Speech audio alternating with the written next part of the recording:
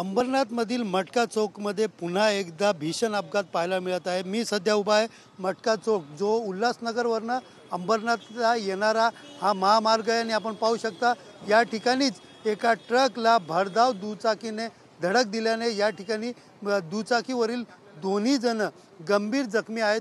आपण पाहू शकता आत्ता काही वेळापूर्वीच ही घटना घडली आहे आणि याच ठिकाणहून ट्रक चालक जो आहे तो युटर्न मारत होता आणि या वेळेला भरधाव बाईक सवार जो आहे त्यांनी ट्रकला धडक दिली आणि यामध्ये बाईक सवार जो आहे दुचाकी सवार जो आहे तो गंभीर जखमी झालेला आहे। स्थानिक पोलिसांनी आणि त्याचबरोबर नागरिकांनी या ठिकाणी मिळून त्याला रुग्णालयामध्ये दाखल केलेले आहेत। आपण पाहू शकता की गेले कालच आपण पाहिलं तर या ठिकाणी अंबरनाथला मोठ्या प्रमाणात भीषण अपघात झाला होता। त्यामध्ये 4 जणांचा मृत्यू तर 4 जण जखमी झाले होते आणि त्यानंतर त्याच्या काही अंतरावरतीच हा अपघात घडलेला पाहायला मिळत आहे। एकंदरीत अंबरनाथचा रस्ता हा अपघाताचं जाळं आणि अपघाताचा रस्ता आणि मृत्यूचा रस्ता आहे की काय अशा प्रकारचं चर्चा जी आहे ती सर्वत्र आहेत। आपल्यासोबत काही वाहन चालक आहे, आपण त्यांच्याकडनं विचारून घेऊया। काका, तुम्ही कुठं चाललेले, हा अपघात कसा घडला, काय सांगाल?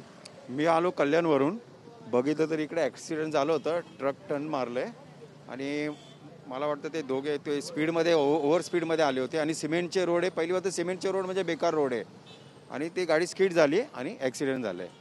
तुम्ही त्या ठिकाणी बघितलं हे दोघं जण कुठल्या दिशेने येत होते, कशा किती स्पीडमध्ये होते आणि त्या दोघांची आता प्रकृती कशी आहे?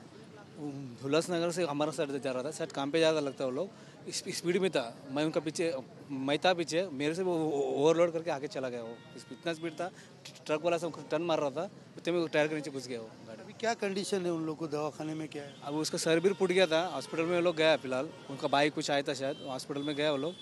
वो ठीक है, मतलब कुछ हुआ नहीं उसको। हाँ, पहले उसको वो गाड़ी के अंदर अटक गया था, फंस गया था। कुछ लोग सब लोग मिलके क्या किया, थोड़ा उसको अटक के हॉस्पिटल में लाया।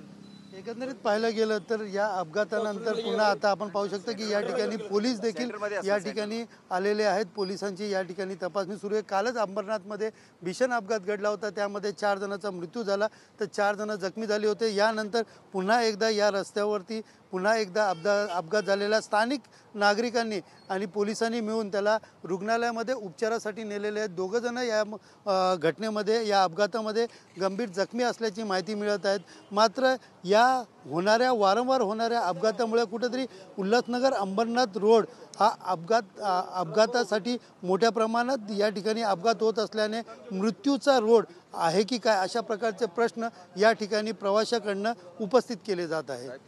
कॅमेरा पर्सन गणेश रहाटेसह सुनील जाधव, TV9 मराठी, अंबरनाथ।